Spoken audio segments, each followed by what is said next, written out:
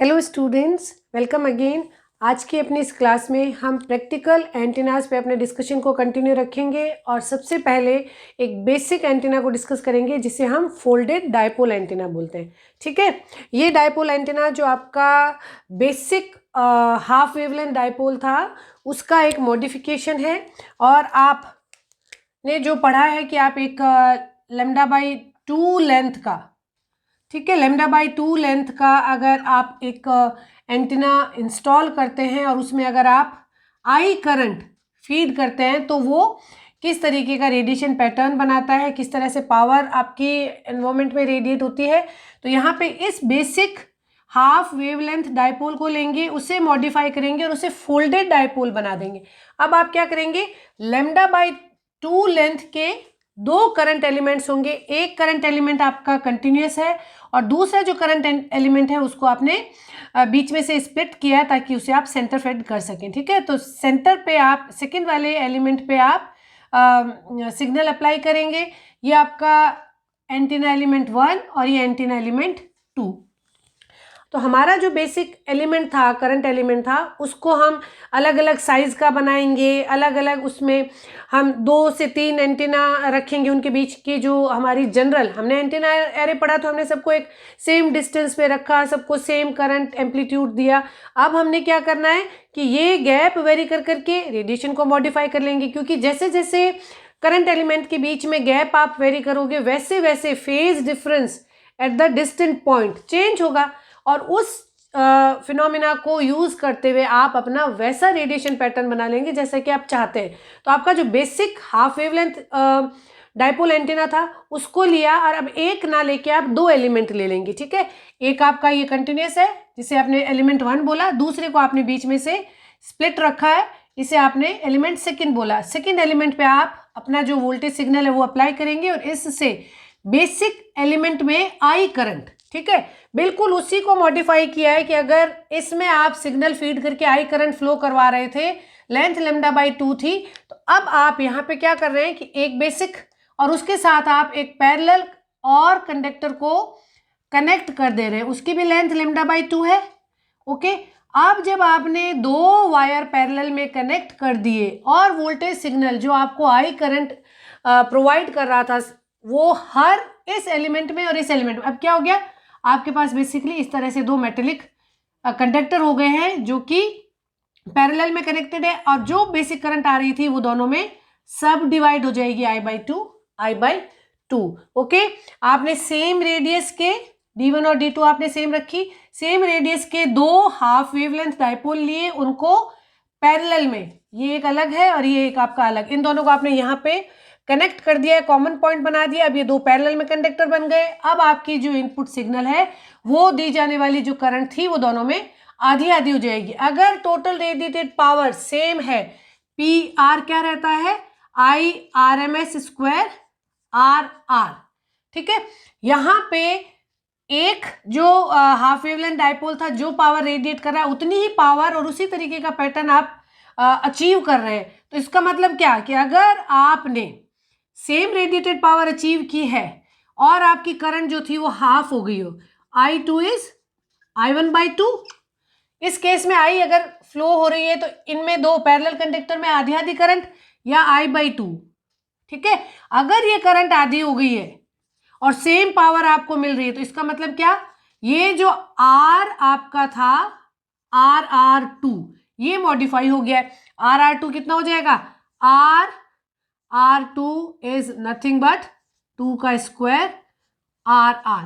Basic half wave dipole का जो radiation resistance था उसका 4 टाइम्स रेडिएशन रेजिस्टेंस बन गया है।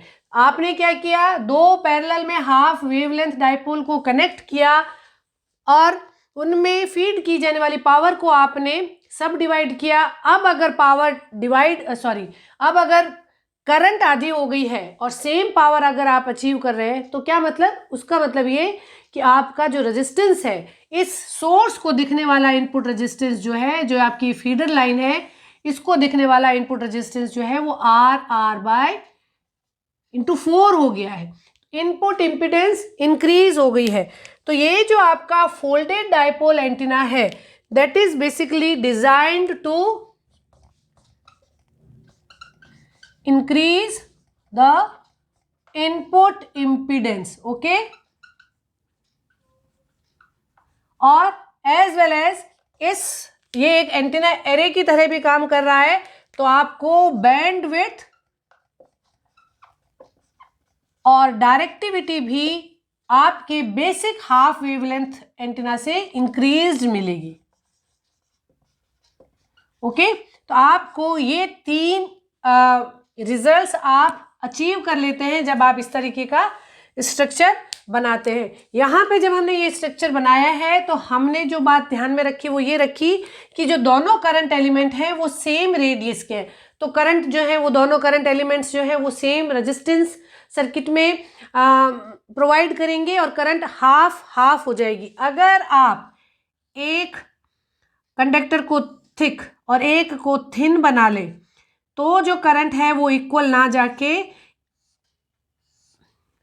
आपका इसके जो रेजिस्टेंस है उसके हिसाब से आपको ये इसमें फिर I1 करंट फ्लो होगी और इसमें I2 करंट फ्लो होगी and I1 is not equals to I2, और करंट को सब डिवाइड करके आप यहाँ पे जो मॉडिफाइड R इनपुट है वो अचीव कर सकते हैं। यहाँ पे हमने 2 करंट एलिमेंट्स लिए, अगर आप 3 करंट एलिमेंट लें तो आपके 3 करंट एलिमेंट लेने पे आप इस तरह से इस तरह से आपने 3 करंट कंडक्टर्स को पैरेलल में कनेक्ट किया तो हर एक में करंट कितनी आ जाएगी I/3। अगर करंट 3 गुना कम हो गई है तो रेजिस्टेंस, ये करंट का स्क्वायर है ना, अगर ये I/3 हो जाए, I/3 का स्क्वायर हो तो ये कितना होना चाहिए 9 टाइम्स होना चाहिए।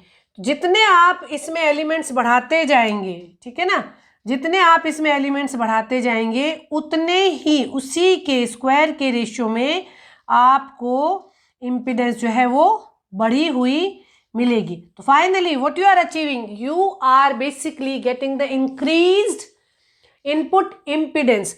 इसका पर्पस क्या है या इसका बेसिक एडवांटेज क्या है?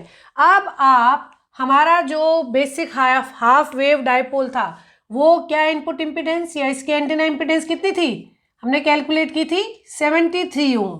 तो आपको इसी इनपुट इम्पीडेंस की किसी आपको फीडर से इसे कनेक्ट करना होता है ना। इनपुट हमने पढ़ा ना, अगर आप मैक्सिमम पावर ट्रांसमिशन चाहते हैं तो आपके जो सोर्स है और लोड की इम्पीडेंस मैच होनी चाहिए। तो इसमें दिया जाने वाला इनपुट आप 73 ओम की सोर्स से इसे कनेक्ट कीजिए। जबकि जब हम सिग्नल फीड करते हैं तो हमारी कहीं से ट्रांसमिशन लाइन या कोएक्सियल केबल आ रही होती है, ठीक है। तो अब आप इन नंबर ऑफ एलिमेंट्स को चेंज कर करके आपकी जो भी केबल सिग्नल ला रही है उसके हिसाब से अपने एंटीना की इम्पीडेंस को चेंज कर सकते हैं और आप उसके साथ एक परफेक्ट मैचिंग रख सकते हैं बिना किसी इंटरमीडिएट कंपोनेंट की, ठीक है। आपको इम्पीडेंस मैचिंग का कोई प्रोविजन ऐड ऑन नहीं करना होगा। अगर आप दो एलिमेंट का अगर आप हाफ वेव डायपोल बनाते हैं तो उसकी इनपुट इम्पीडेंस क्या होगी, n² इंटू 73 है बेसिक हाफ वेव डायपोल की इम्पीडेंस, तो ये हो जाती है आपकी ऑलमोस्ट 292।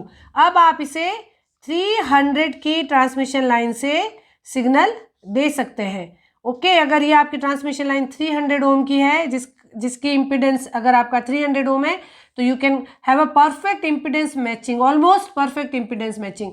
इसी तरीके से अगर आप 3 एलिमेंट का डायपोल एंटीना बनाते हैं, फोल्डेड डायपोल एंटीना बनाते हैं, तो Z इनपुट विल बी 3 का square into 73, that is almost 657। तो आप इसे 600 ओम की ट्रांसमिशन लाइन से इनपुट फीड कर सकते हैं। तो by changing the number of elements in the folded dipole antenna you can change the input impedance, you can increase the input impedance according to the number of elements, square of number of elements. Z input equals to n square into 73 where n is the n equals to number of elements. Okay, ये formula apply होगा जब all elements have the same radius. Okay, R is same in all elements. जब same radius के आप elements ले रहे हैं तो सब में करंट इक्वली डिवाइड होगी। 2 अगर आपने लिए तो I/2 I/2, ठीक है, और अगर 3 लिए तो I/3 और आप ये n स्क्वायर का फॉर्मूला लगा के अपना आंसर कैलकुलेट कर सकते हैं। लेकिन आप इसमें अगर इन एलिमेंट्स की विड्थ को चेंज किया, जैसे कि हमने डिस्कस किया था, विड्थ को अगर चेंज करेंगे तो आपकी रेडियस को अगर आप चेंज करेंगे तो हर करंट एलिमेंट जो है वो अलग रेजिस्टेंस सर्किट में प्रोवाइड करेगा, और जिसमें कम रेजिस्टेंस है उसमें ज़्यादा करंट फ्लो होगी। तो आप अनइक्वल करंट या इनइक्वल करंट फ्लो करके इसका कुछ और भी इम्पिडेंस यहाँ पे अपना जो है वो अचीव कर सकते हैं। और अगर इनमें करंट जो है वो, अगर आपने इनकी radius R1 is not equals to R2 अगर आपने रखी है तो Z इनपुट आपका रहेगा Z11 1 प्लस R2/R1 का होल स्क्वायर। Z11 क्या है? Self impedance of element 1। तो ये आपका जो एलिमेंट 1 है ये क्या है? हाफ वेव डाइपोल है। ये आपकी 73 ओम होता है, ये हम कैलकुलेट कर चुके हैं। हाफ वेव डाइपोल एंटीना का एंटीना इम्पीडेंस 73। तो आप अगर इसे 73 रखें तो 73 1 प्लस R2/R1 का, यहाँ R2 है एलिमेंट 2 की रेडियस, R1 है एलिमेंट 1 की रेडियस, अगर आप अलग अलग रखते हैं तो ये जो फॉर्मूलाज हैं ये आपसे एक न्यूमेरिकल प्रॉब्लम बनाई जा सकती है। और आपको इसे सही से अटेम्प्ट करने के लिए we are not going for the derivation of all this formulas.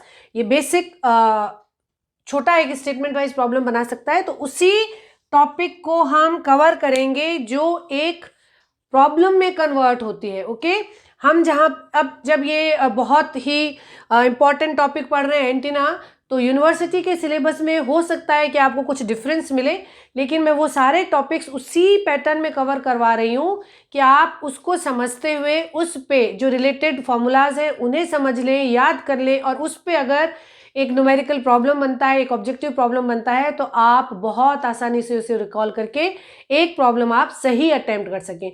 इसी तरीके से आपको लगे कि एंटीना बहुत लेंदी है तो आपने छोड़ दिया, कम से कम 3 से 4 क्वेश्चंस आपके चले गए। ठीक है, तो छोटे छोटे टॉपिक्स जो आपको एक एज प्रोवाइड कर सकते हैं कंपटीशन में, वो हम सब कवर करने की कोशिश कर रहे हैं। हमारे पास टाइम लिमिटेशंस भी है, तो हम थोड़ा उसी तरीके से अपने कोर्स को कवर करेंगे कि स्टूडेंट्स का एक न्यूमेरिकल भी ठीक हो जाए, समझ में भी उनको आ जाए, और वो मैक्सिमम कोर्स को कवर भी कर सके। ओके, तो ये Z इनपुट का केस ये रहेगा। अगर आपसे पूछा जाए ऑब्जेक्टिव में, तो बहुत एक पॉपुलर टर्म है ITR। इस फोल्डेड डाइपोल एंटीना का बेसिक पर्पस क्या हो रहा है? ये इम्पीडेंस ट्रांसफर कर रहा है। हमने इम्पीडेंस मैचिंग के लिए बलून पढ़ा था, ठीक है, balance to unbalance transmission line में, है ना। तो उसी तरीके से ये जो फोल्डेड डाइपोल है ये बेसिकली इम्पीडेंस मॉडिफाई कर रहा है, ये इम्पीडेंस को स्टेप अप कर रहा है। ट्रांसफॉर्मर होता है ना, तो इससे जुड़ी हुई एक टर्म है ITR, इम्पीडेंस ट्रांसफॉर्मेशन रेशियो या इम्पीडेंस स्टेप अप रेशियो। ठीक है, आप इस टर्म को अपने नोट्स में लिख लीजिए। अगर इस पे कुछ आए, एक लाइन का स्टेटमेंट आए या आपको सेलेक्ट करने के लिए करेक्ट स्टेटमेंट आए, तो आप उसे भी सही अटेम्प्ट कर पाए। अगर फॉर्मूला भी आता है तो भी आप उसे सेलेक्ट कर सकें। इस ITR को या इम्पीडेंस स्टेप अप रेशियो को ZR से बताया है, and that is 1 plus log of A/R1 divide by log of A/R2 square. A क्या है? A equals to spacing between the elements. Spacing between the elements, जैसे यहाँ पे तो 2 ही एलिमेंट थे तो आप बोल देंगे कि इनके बीच की जो स्पेस है वो A है। ठीक है, अब अगर ये 3 एलिमेंट्स लिए तो हो सकता है आपने इनको A1 रखा, इनको आपने A2 रखा। इस तरह से ये स्पेसिंग और ये रेडियस दोनों चीज़ों को वेरी करके आप Z इनपुट को चेंज कर सकते हैं। यहाँ पे ये जो स्पेसिफिक फॉर्मूला है ये 2 करंट एलिमेंट्स के लिए ही है, बिकॉज ये A 2 करंट एलिमेंट के लिए जनरलाइज्ड केस है। ठीक है, तो आप A और R दोनों को चेंज करके यहाँ पे इनपुट इम्पीडेंस को बदल सकते हैं। अगर यूनिफॉर्म रखिए तो ये फॉर्मूला आएगा, और अगर 2 करंट एलिमेंट के लिए पूछे चेंज इन रेडियस में ये फॉर्मूला कैलकुलेट करेंगे। ITR अगर पूछेंगे तो आप इस फॉर्मूला को सेलेक्ट करके अपना एक प्रॉब्लम अटेम्प्ट कर सकते हैं। एक बार अगर हम लिख लेते हैं तो जब ऑब्जेक्टिव टाइप की प्रॉब्लम आती है तो उसमें हमारे लिए सेलेक्ट करना बहुत ही आसान होता है, because we can easily recall जिस किसी भी फॉर्मूला को हमने लिख दिया है। इतने डिटेल में पढ़ने के बाद आपको बहुत आसानी से याद रह जाएगा। तो आई होप आपको फोल्डेड डाइपोल एंटीना अच्छे से समझ में आ गया होगा। इस फोल्डेड डाइपोल एंटीना को हम मॉडिफाई कर लेंगे और इस पे बेस्ड यागी उदा एंटीना को पढ़ेंगे। Keep learning, keep watching. Thank you.